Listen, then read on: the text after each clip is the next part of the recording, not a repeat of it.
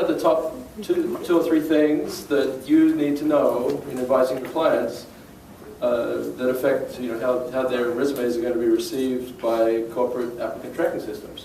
So the first thing to know is there's a whole bunch of different ones. And you cannot assume that they all work the same, right?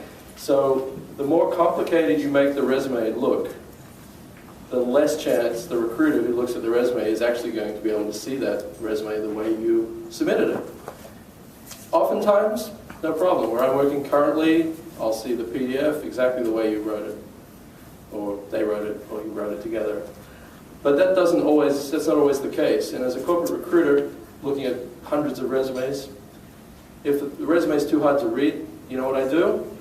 I say, next, right? So all that work you put in just down the drain. So I think it's really critical, and when I advise people, I say, no lines, no columns, no boxes, no fancy bullets, left justify everything, especially in the name and address fields, right?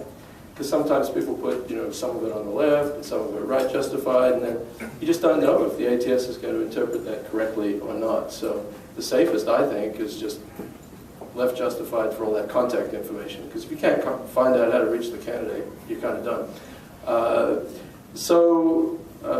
I think clean and simple is really the go. All the fancy stuff that makes it look pretty, you just cannot, you can pretty much rely on that messing up when the ATS interprets it.